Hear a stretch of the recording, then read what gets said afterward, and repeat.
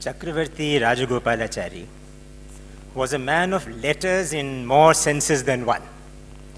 He was a man of books, both an attentive reader and a writer of masterpieces. But it was in the writing of letters that he spent the largest part of his affair with pen and ink. He seemed to enjoy both the substance and the form of correspondence, with brief letters drawing the best from the effervescence of his wit and the longer ones from the ripeness of his wisdom. With those two talents, wit and wisdom, he could draw from the dictionary of trenchant words and give what may be called vintage CR. If Mohandas Karamchand Gandhi had an addiction, it was to the same universe of written communication. Few have written letters as prodigiously as Gandhi, fewer with his thrift, cogency, and clarity, his letters remaining mostly straight-laced and serious, but sometimes bursting into a laugh. There were days when Gandhi did not eat. There were days when he did not speak. But there was scarce a day when he did not write a letter. And a host of these were written to CR.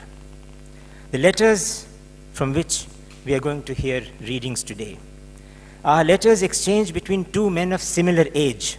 CR was 9 years younger than Gandhi, who were devoted to the art of letter writing as much as they were close to one another.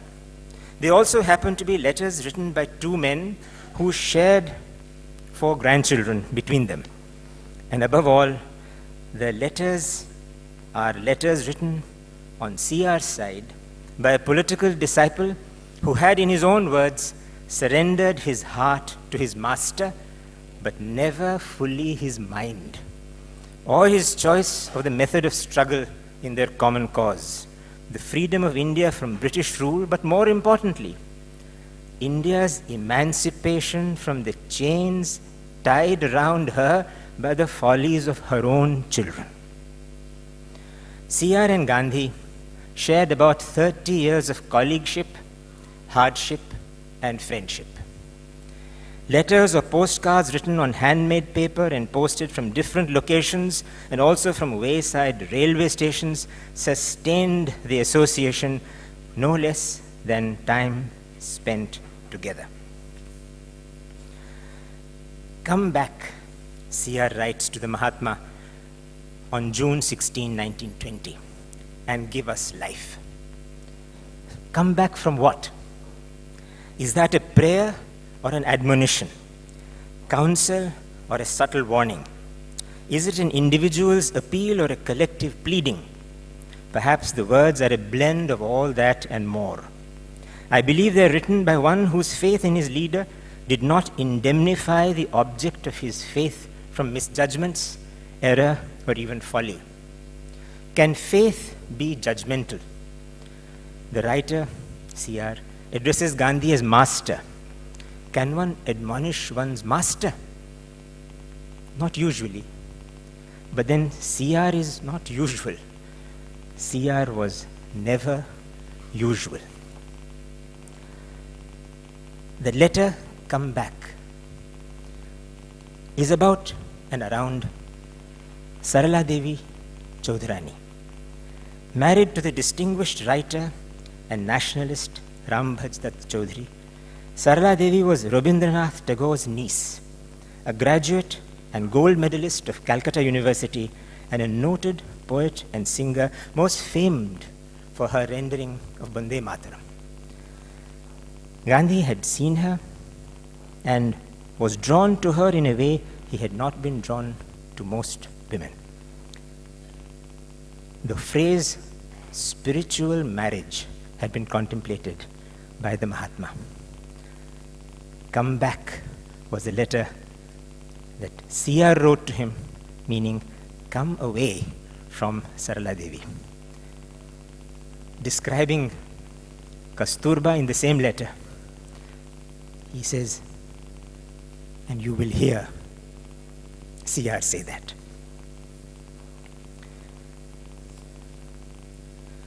There is, in the same group of letters, a set of letters towards the end of their association, in which not CR's disciple, but now Minister for Supplies and Industries in the government of India is writing to CR, is writing to Mahatma.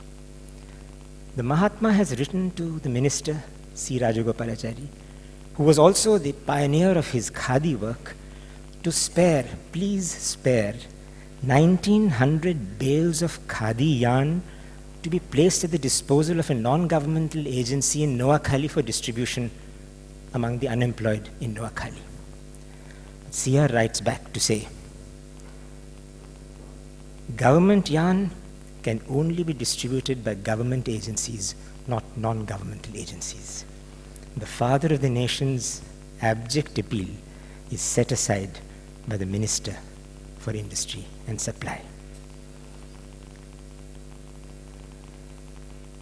CR's was an artist's role, capturing the telling phrase, the clinching, scoring, crowning point. And he knew there was that artist in him. He was aware of his intellectual vigor, as an athlete may be aware of his physical stamina, a cricketer of his finesse on the crease, a musician of a mastery of the higher and, more importantly, the lower octaves. Being so aware, CR placed that artistry of his, that talent of intellection, at the service of his colleagues and the service of his cause. There is, in the sections that we will be privileged to hear, towards the end, a reference to a letter not from Gandhi himself to CR in reply to one from CR, but a letter written by Gandhi's trusted secretary, Pyarelal. The letter is dated January 29, 1948. January 29, 1948. The letter goes from Birla House in Delhi and is addressed to the Governor of West Bengal, Chakravarti Rajagopalachari. The letter has one sentence in it which bears retelling. For the irony it contains in 4 words. 29th January 1948. My dear Rajaji, Bapu is okay in every respect. Venkatavilas, Laz, Mylapore, June 16, 1920. My dearest master, I enclose your letter. I am unworthy to hold such a confession. I thank you for your affection, which I treasure in my heart. Your confession surpasses my apprehensions. Mahadev is too much. His short account. He appears on the whole exhilarated with the richness of beauty of the fresco of greatness, sin, confession. He speaks of not standing between me and the invaluable gift enclosed herewith. He speaks with intoxicated admiration of how you wove the wonderful gift. I cannot take such an altogether artist's view of it. The thing is, to me, too awful. Mahadev is lost in admiring the beauty of the cobra's head, but I shudder to think how near to unutterable shame and ruin, not you, but all saintliness, all purity, all asceticism, all India's hope were. There would have been no place in the world for India to hide its head. What right had you to your impregnability and dally with such ruin? How could you venture out when in your boat was the faith and fate of millions of simple souls who, if the boat had capsized, would have seen neither beauty, nor love, nor grandeur, but unspeakable shame and death? I do not like abstractions and figures of speech in this matter. Satan is an expression that will deceive us. It is a mere apologetic expression for the evil for which we are responsible.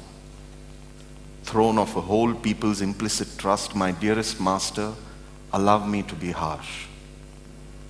I speak with tears in my eyes. You have no right to act thus. The attack that you describe is a figure of speech. It itself is a great lapse. The struggle towards which we might cast a satisfied look behind after seeming victories are all lapses from the very beginning. The battle is but a trick of language for expressing partial indulgence. All this is how indestructible flesh is. The encasement of the divinest soul is yet flesh and nerves, which have subtle tricks of their own, simulating the spirit and the higher functions. You had found strength to conquer love of wife, child, and all the passions that normally devour men. Your affectionate nature was trapped by long suppressed flesh into a most dreadful delusion. And your weak health and nerves made it all easier. I utterly fail to see any greatness in the lady. She's like 100 other women whom a little education makes very attractive. I have seen scores of bigger-minded, better-souled women. There are no more women, certainly no more than in me, and you are not in love with me. Not to speak of Mahadev or Devdas or Surender, who simply dote on you as no woman ever loved man. She's not worthy to unloose the latchet of Miss Fairing Shoes, and as to Mrs. Gandhi, it would be like comparing a kerosene oil Dittmer's lamp to the morning sun. A creature who lost her bearing in the familiarity of your glory and who neither truly returned your feelings nor suffered any struggle, she, sailing in the, having enslaved an effulgent saint such as all the world adored, I do not take as answer her vocabulary of English poetry, which come like ready-made wings to anyone sailing with Satan. Anyway, it was not a stormy passion. It was a weakling Satan in her case. It is difficult to forgive her reckless indifference to consequences. Pray, disengage yourself at once completely. No delay is allowable when you hold such great trusts. No true Hindu culture and conduct can be by you. I have chosen to err on the side of harshness rather than fail to strengthen. It is not the Christ, but the shell that I presume to warn and criticize. Come back and give us life. Yours sincerely, C. Rajagopalchari. Gandhiji did not reply to this letter. Andheri, March 22, 1924.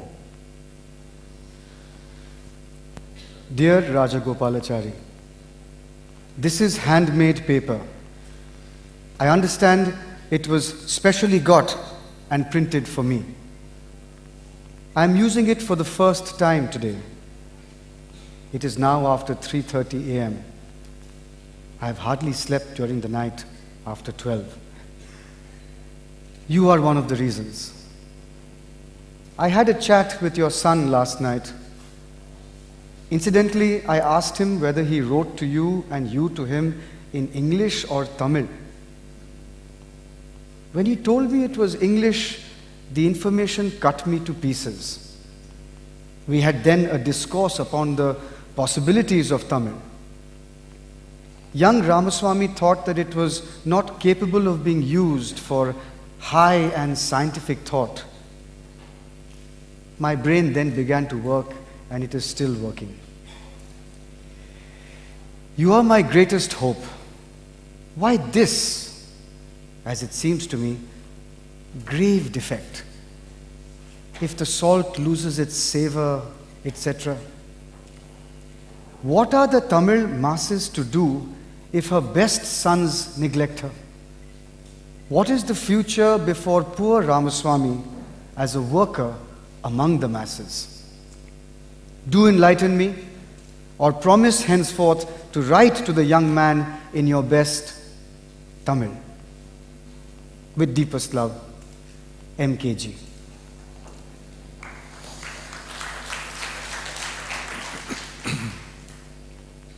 Salem, 28th March 1924. My dear Mahatma Ji, I did not know whether to weep or to rejoice when I read your letter written in the small hours of the morning. Your castigation was severe, yet I feel so happy. There must be a cause for everything, though not a justification. I shall not trouble you here for why I wrote my letters to Ramu in English. I promise henceforth to use the mother tongue. Did Ramu really try to make out that high and scientific thoughts could not be reached with Tamil? You would say that my own conduct was responsible for this belief of his. Not quite. He has known me exert in the direction of claiming and applying the mother tongue for such uses. You saw but one of my defects and were so much pained. What about the 100 other defects wherein I cannot hope to satisfy you? If I think about it, little do I deserve your affection. Will you forgive me and sleep well, as I have given you the promise, and do repent. With dearest love, yours ever.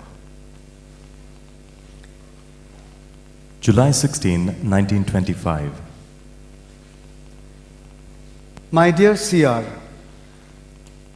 somehow or other, I need your letter to feel that all is well with you. My position is this. My body and mind are living in a world by which I remain unaffected, but in which I am being tried. My soul is living in a world physically away from me, and yet a world by which I am and want to be affected. You are a part of that world, and perhaps the nearest to me. My innermost being wants your approbation of what I am doing and thinking. I may not always succeed in getting it, but it craves for your verdict. Now you understand exactly why I want to hear from you, apart from many other reasons. You must let me have, if it is only a postcard every week. Mahadev, Devdas, Pyare Lal should keep you posted with what is going on. And you must keep well. 23rd January 1928. My dear Bapu, I did get very angry when I read your last letter about almond paste and coconut milk. Knickknacks like these are totally inadequate substitutes for food and milk. Do take the homemade bread and vegetable which agreed with you very well. It is cheap, common, easily prepared and substantial food. Stale almond paste or coconut juice is not food and may sometimes be positively harmful. Coconut juice daily taken may not be very good for an old man's liver. To make these things fresh, it must be very costly, and which by itself must be enough to exclude these inventions from your dietary. Overwork of any kind must be avoided. I hope advantage is not taken of absence of touring and correspondence work and worries of management increased. It is not alone the shouting crowds that are to be avoided to give you the rest. Between 12 and 2 p.m. and at night, 8 full hours of sleep must be secured at all costs. I'm glad you're taking silence between 12 and 3 every day, but silence should be deemed observed only if you lie in bed. And I have not written or heard anyone for more than 1 minute's duration. I should like you to place at my disposal for untouchability work rupees 5,000, if possible. Yours affectionately, CR. Satyagraha Ashram, Sabarmati, January 28, 1928. My dear CR, I have your letter. I wish you will cease to worry about me. I can only give you my assurance that I shall do nothing willfully to impair my health. But you know my nature. I cannot exist without dietetic experiment if I am fixed up at any place for any length of time. You know too that it has always been my intense longing to revert to fruit and nut diet, or at least a milkless diet, if I at all could. I find now that I can easily do so, and so I have done it. Now that I can pull on with it, it would be difficult for me to go back to milk until I am satisfied that it is not possible to do without milk. I can only tell you that I shall not do anything obstinately. I am not having the blood pressure taken at all, but I am flourishing.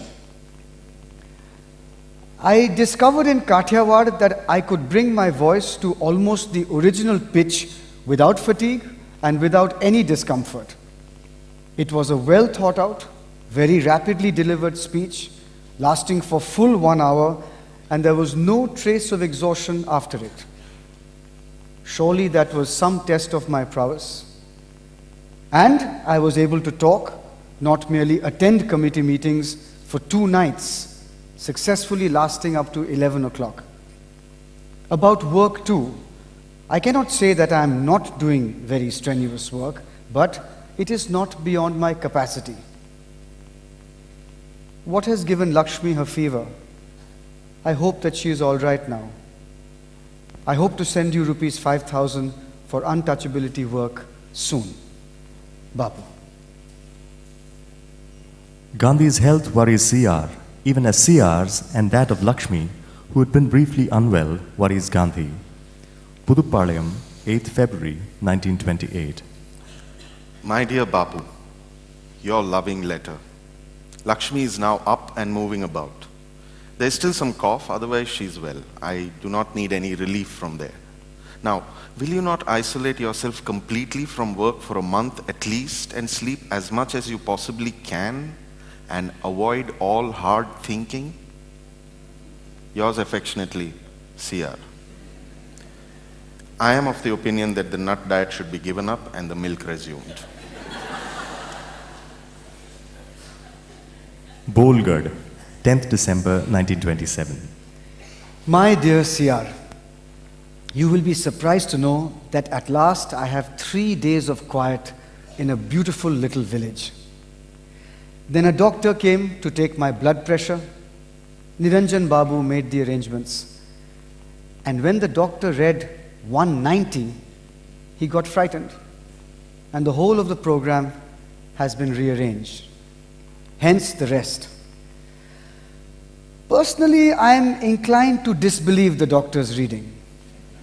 However, even if it was wrong reading, it has done good.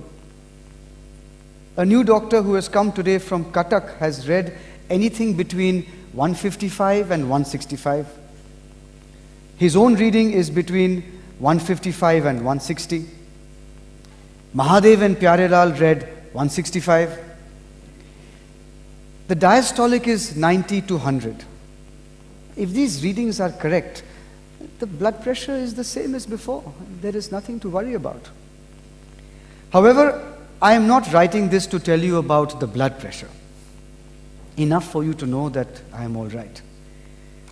If you can send someone to inspect the village and find out whether we can take up the proposition, please do so. I think we must do some work in Nagarcoil. Please enter into correspondence with him, telling him that his suggestion is acceptable and that it will be put before the council of the association. Meanwhile, you may send the sample of yarn that he wants. We ought to be able to take up the yarn. And if there are local weavers, we may be able to get it woven there. I hope you have fixed up the quarters in Madras. You should have a ready, moderate amount, no more than 1 pound at the outside, of goat's milk butter. Bapu.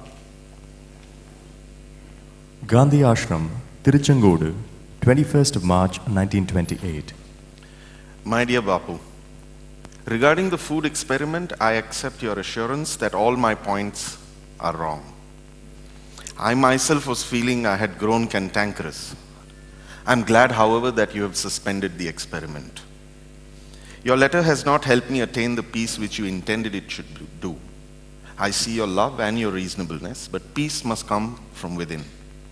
As yet, it is like a parched throat, only causing pain if you try and find moisture and swallow.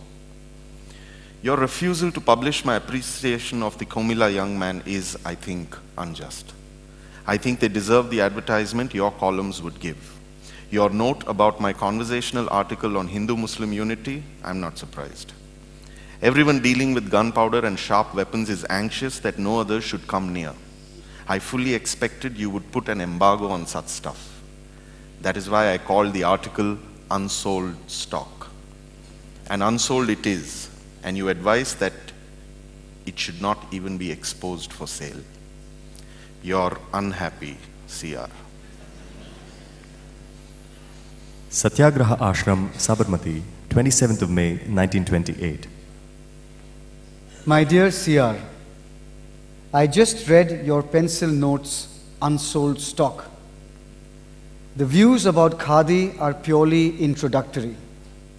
The views about Hindu-Muslim unity are entirely unseasonable and are likely to be misinterpreted, if not resented. You must therefore keep them under lock and key for the time being. Yours sincerely, Bapu. As drought strikes the Tiruchengodu region hard, Young India publishes appeals from CR for help. Help comes, but more is needed. CR then sends Gandhi the following telegram. In response to appeals in Young India in October and December last, the Pudupalayam Gandhi Ashram has so far received over rupees 769. Of this, rupees 225 were received by us direct and rupees 554 through the Sabarmati Ashram. We have restricted our relief work to Adi Dravidas of 5 villages within a mile of the ashram. A card is given to each family entitling them to buy at concession prices from the ashram every Saturday, not more than 5 measures of jowar per adult and half this quantity for children below 12. So far, 108 families with 344 adults and 179 children have been registered and are receiving relief as above from 2nd February 1929. Even then, the cost of relief will be rupees 1,312, of which we have received only rupees 769. But there are other villages near the ashram whose population is in pitiable condition and is clamoring for relief. Large numbers are emigrating, but very poor and old persons, especially women and children, have not even this escape out of an intolerable situation. We would very much like to give them food free, but our funds are limited. We need at least 5,000 rupees more to do the work fairly satisfactorily. The call is very urgent. Satyagraha Ashram, Sabarmati, 26th February 1929. I have your telegram. I am publishing it with a note, but I repeat my complaint. Whatever the cause, you fail to back your appeal with facts and figures from week to week. You may not plead want of time, or if you want to plead want of time, then don't expect any response. You may not have the cake and eat it. I myself, after the publication of the appeal, was utterly in the dark as to what was happening. My complaint against you is that the telegram was not absolutely inevitable.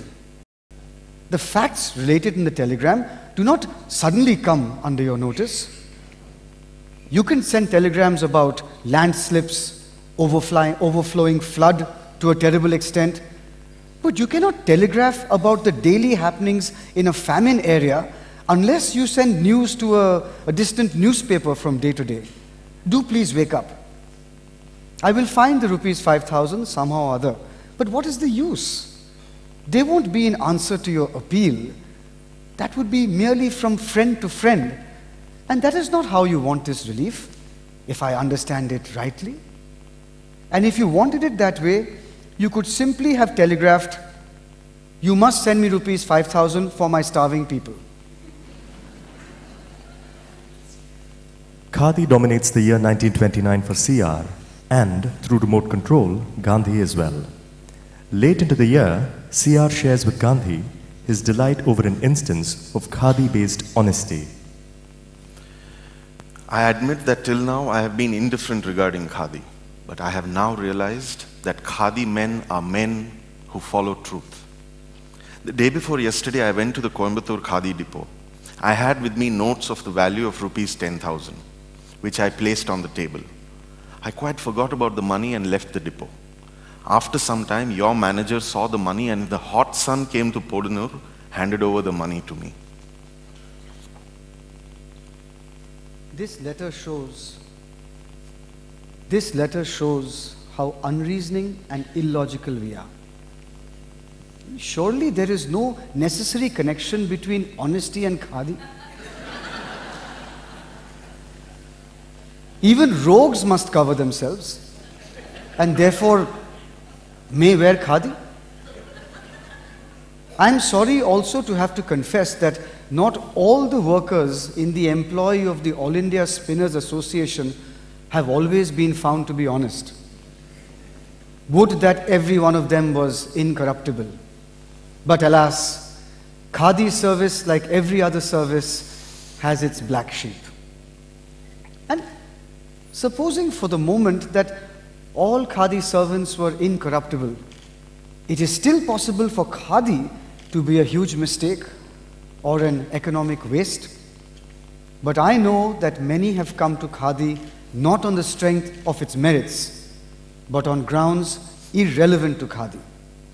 And I knew too that some others have left off using khadi, not because it is an error, but because they have not liked something some khadi men have done or not done. Whilst therefore I do not mind the adventitious aid such as the possessor of the 10,000 rupees notes promises to give, khadi to be stable must stand on its own unassailable merits. These are fortunately being proved day after day. The other reflection the foregoing letter gives rise to is somewhat humiliating. Why should anyone run into ecstasies because someone is found to possess the ordinary honesty of not stealing other people's property? Have we fallen so low that a man forgetfully leaving valuables in a shop may not feel as safe about them as if they were in his possession? Gandhi Ashram, Tiruchengodu, 21st January 1930. This letter does not have a context, it does not have any back and forth, but given the occasion and we just found this short little letter and it fits, so I'll just read it out. My dear Bapu, the Hindu has practically closed its columns against Congress propaganda. Enclosed speaks for itself. Mr. Srinivas Iyengar, to whom I spoke on the phone when I passed Madras, was in a great passion over a letter which he said you had written to him and to which he had suitably and lengthily replied. He did not wish to show the letter or the reply to me. He only said he would work for Congress but could not accept any dictatorship, etc. On the Frontier Down Mail, August 28, 1931. Dear CR, what shall I write to you? Do you know that not a day has passed, but I have thought of you and also felt the need of your presence. But I was not to have it, and as ill luck will have it, I cannot have even a few words with you before sailing. There are two men whom I would like by my side in London, you and Jawaharlal, but I feel that even if both of you were available, I must not have you by me. Somehow or other, I do feel that you will both be helping me like the others by being here. Only your presence with me will have lightened my burden, but I must bear the cross alone and to the fullest extent. When I think of myself with all my limitations and ignorance, I sink in utter despair. But I rise out of it immediately as I think and feel that it is God within who is moving me and using me as his instrument. He will give me the right word at the right moment. That does not mean that I shall make no mistakes, but I have come to believe that God, as it were, purposely makes us commit mistakes, if only to humble us. I know that this is a dangerous belief which can be utilized to justify any error. But I have no doubt about its correctness in respect of all unconscious errors. But this is not a letter to air my philosophy.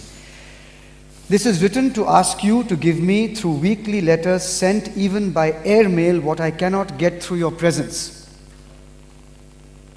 How is Papa? I do hope she is better. My dear Bapu, it is not salt, but disobedience that you are manufacturing. Gandhi is among the poor of London's East End, and his visit to Lancashire, where cotton mills made the cloth he was boycotting and wanting to replace with khadar, is particularly momentous. On Gandhi's 62nd birthday, the Indian community in London fates him in Guildhouse. Sabarmati has preserved the letter in which CR remembers him on that day thus. Gandhi Ashram, Tiruchengodu, 2nd October 1931. My dear Bapu, I waft my love and greetings to you today when all over the country millions are celebrating your birthday and thinking about you and your wonderful work. This will take many days to reach you, but I suppose the thought will reach you much earlier than this letter. It is nothing more than what I expected, but it is all the same wonderful. The manner in which you are conquering hearts in this country and in that. It is a joy by itself, though sad news of the minority conflicts coming daily over the wires makes one sick.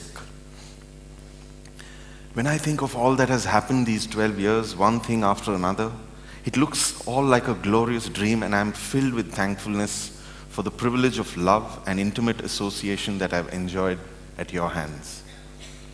I entirely and thoroughly endorse all your statements about preference for Lancashire, whoever else may have doubts. There is no other cause open to you and your way of thinking. Papa is not improving. She persists in being just where she is. I have put her in perfect sanatorium conditions. It is not easy to write feeling all the time that the letter you write will take ever so much time to reach, and letter writing has always been a difficult task with me. It is so hard to find words even remotely expressing what one feels when writing to those near and dear. I hope you are snugly ensconced in Kingsley Hall among good and attentive cosmopolitans. I'm sure you'll have better attention and better care for your personal needs than ever India was able to give you with all its mad worship. People in the West are, I know, much more considerate and skilled in the art of transferring affection into active and unexaggerated attention. We here are so thoughtless and clumsy. But this is an inferiority complex or jealousy of your English friends, and I must avoid it. The second-hand car is still running. You must keep my cruel joke in mind. I call the truce a second-hand car. It takes immense quantities of petrol, and one has to look after the parts every now and then. Still, it is going. Love from me and Lakshmi and all of us, Raja. Into his 15th month in jail, Gandhi announces towards the end of April that he would commence a self-purification fast for 21 days for the greater effectiveness of the anti-untouchability movement. May 1933. Even jurisprudence admits the right of self-destruction. You will ask me whether Ramatirtha, Ramakrishna, Vivekananda did this sort of tapasya, whether the suicide of Ramatirtha, deliberate or resulting from a trance, produced any results, whether Jesus mounting the cross left any impact. But Hinduism does not sanction suicide. I don't know. Mahadev was telling me that there is a practice of drowning oneself in the Ganga. That is to purify oneself with the water of the Ganga. I do admit that if you are the cause of all these sins, you may commit suicide. Logically, it would be your victory, but then you do not seek such a victory, do you? I want to atone for the sins. Moral ends require moral means. Cardinal Manning was kept on 3 biscuits and water. It is easier to undertake 21 days fast than to die the kind of slow death as Cardinal Manning is said to have died. A moral reform can be brought about only through tapascharya and self-purification. We should learn from the experience of scientists who have gone through this. My mother and I were born in families where such fasts were an everyday affair. They were a part of their experience. It is probable that my father did not approve of the severe fasts my mother used to undertake, but she showed no ill effects from the fasting, and they made us respect her all the more. This is only an instance of association of ideas. Can you defend your case by saying that just because your mother fasted, you also must? If someone pierces himself with a needle, how will that convince people that it is sinful to regard a person as an untouchable? Then supposing I fast only for a few days. Supposing I don't die at the end of the fast. The two things are not related at all. You seem to believe that there is a secret connection between self-mortification and people's convictions. Buddha was the first to raise his voice against such self-mortification. In a true fast, the mind and the soul cooperate with the body. Buddha was against purely physical fasting. Will you have the strength to think clearly after 10 days? On former occasions, I did have it. Thoughts becoming purer during a pure fast, even though there may not be any outward sign of that. A co-worker undertook a fast for 55 days. Still his thoughts have not become pure because his mind was not pure. The very first day he started discussing with me what he would do after the fast. Even now his mind is not steady. He wrote me a letter in which he described the impurity of his mind. But to a man who has his mind fixed on God or on some noble act, things that were obscure at first gradually become clearer and clearer. This can only be true, only to a certain extent. In saying this, you tread on dangerous ground. You must accept the conclusion of a scientist, one who is pure, who adheres to truth, and wants to cling to it is as much a scientist as a physicist. But this is an unnatural situation. It may be unnatural for animals, not for human beings. If you wish to see the unseeable, you have to become unseeable. Do you wish to see the unseeable? Yes, because I want to serve the Harijans in the best way possible. If untouchability is to be eradicated, we must touch the hearts of 160 million people. There is a superstition of touching wood to save oneself from ghosts and spirits, and God is brought into it. But there must be a limit to such beliefs in the occult. I am not ashamed of the occult element.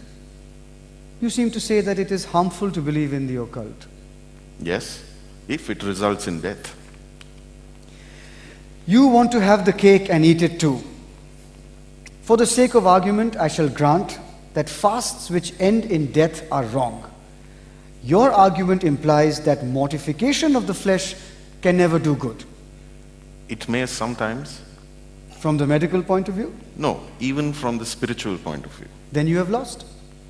If that is the case, it should be left to the person who wishes to undertake a fast. I did not undertake this fast of my own free will. I was commanded. All right. Can friends advise on this? Certainly. If there is an 80% chance of death resulting from this, it is a gamble. You will say that it is a good gamble. I feel that you have been brooding over the same thing in jail, and so you have lost your sense of proportion. You have a great fondness for conducting experiments. You are now experimenting with death, and you are misguided in it. Can you show me even one person who approves of your step? What could be the value of their opinion? My opinion has greater weight. Andrews does not even know how to lock a room, and he is talking about locking up one's life. And how can you claim fully to know God's law? I tell you, you should be more cautious. It is possible to get inspiration from God sometimes, but not always. Then you accept the possibility of inspiration from God? If you accept this, you have lost your case. But the inspiration may be wrong in this instance. It is rashness to close one's mind to reason. Sometimes God appears in the form of rashness, sometimes of the wicked, sometimes of the fish, and sometimes of a tortoise. I just want you to realize that sometimes even you can be wrong. In this case, I want you to realize that. But how can I accept my mistake unless the result shows it? I have decided to undertake the fast in spite of myself. Mahadev will tell you from my letters how my mind has been working. You are deliberately suppressing your thoughts. If I accept your argument, I should stop working altogether. But there can be no such inspiration which is against reason. It may not be against my reason. There is only one aim, that of purification. My own purification as well as my co-workers. Other effects will also flow from it. I see that impurity can exist in my presence. That means there is impurity in me. I have not attained complete freedom from unwanted thoughts. Suppose the things I consider impure are proved to be pure, I must still undertake the fast. There are impurities, and I feel I am responsible for them. Moreover, it is a mistake to regard this as a political issue. The main thing is that this movement should be conducted in a purely religious spirit. Religion is concerned with the inner self. It is a matter of the heart, of faith, of eternal verities. The body has no lasting value. God says that everything that has name and form shall perish. Even the sun is not eternal. Science also proves this. But our activities are concerned with material things. My fast is for a wholly spiritual purpose. How can I stand in argument with those who are intellectually much superior to me? But when it comes to what the heart says, I am able to hold my own against them because it does not require any knowledge of Sanskrit. It is a blessing that God dwells in the hearts of the poor. And my fast is for heart searching. There certainly is a tradition of undertaking fasts for rains and other material things. You must respect my convictions. You are telling me to dismiss them summarily. You may strive with me, argue with me. It is possible that I am mistaken, but you are telling me to accept the possibility as a certainty. I should be a liar if I undertake the fast with the certainty that it would end in my death. So long as you cannot convince me by quoting my own statements that I am mistaken, you should not undermine my faith. Nobody can attain to a certitude like God's. But after all, am I not myself the captain of my ship? Pune, 5th March 1946. My dear CR, I must write this in what has become as good as your mother tongue. I have written to you more than once in Hindustani, and when you wanted top lines, I gave you them. I have developed a dislike for writing to an Indian in any but the national language. So, I write to Sastriyar and Bidhan in Hindustani. So much for the preface. Why do you worry about events? Do your duty. Never think of results. Let things take their course. It is enough you and I have acted right. Of course, I was bound to write about you what I felt. I would never have excused myself if, when challenged, I had kept silent. It gives us all an insight into man's thoughtlessness. You must therefore cheer up and get well quickly. Tell me when you are coming. While I was closing this, I got your love letter. Do write to me in Tamil. Anbu I knew. What is Udan? Bapu. March 11, 1946. My dear CR, it is just 6:15 a.m. I am to be off to Bombay by 7:30 a.m. If we discover a mistake, must we continue it? We began making love in English. A mistake. Must it express itself only by repeating the initial mistake? You have cake and eat it also. Love is love under a variety of garbs, even when the lovers are dumb. Probably it is fullest when it is speechless. I had thought under its gentle, unfelt compulsion, you will easily glide into Hindustani and thus put the necessary finishing touch to your service of Hindustani. But let it be as you will, not I. I do not like your despondence. You have to be thoroughly well. Why not come to me? I hope to return in 5 or 6 days. This tamasha will vanish, leaving the water of life cleaner for the agitation. If it does not, what then? Anbudan, Bapu. Member of Council, Industries and Supplies, New Delhi, 5th March 1947. My dear Bapu, your telegram about 1,900 bales per month came as a surprise. It is unlikely that we shall be able to secure more than about 100 to 200 bales of yarn for this purpose. It would not be possible for the Government of India to arrange for regular monthly quota of yarn to Noakhali. Under the existing procedure, the internal distribution of yarn in a province has to be done by the provincial government. Bengal's share of the Indian yarn production is placed at the disposal of the Bengal government. They would probably resent any attempt to earmark a portion of this quota for distribution in Noakhali. January 30, 1948. It is just before 6 in the evening. The Governor of West Bengal is about to leave for a meeting. The phone near the portico of Government House, Calcutta, rings. The ADC takes it. This is PTI. Please inform the Governor that Mahatma Gandhi has been assassinated. The ADC Singaravelu shouts out the news. CR hears it and stays in full control.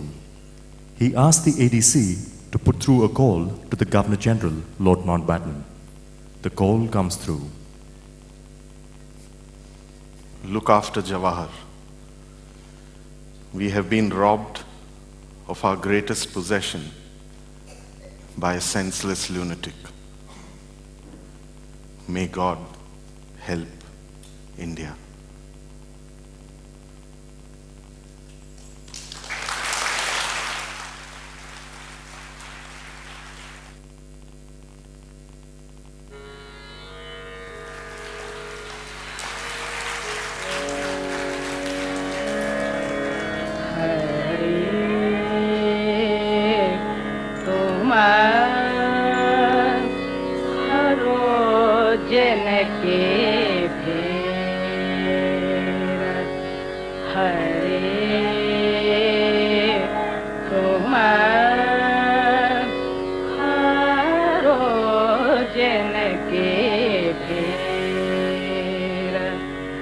Draupadi की लाज राखी तुम बढ़ायो जी।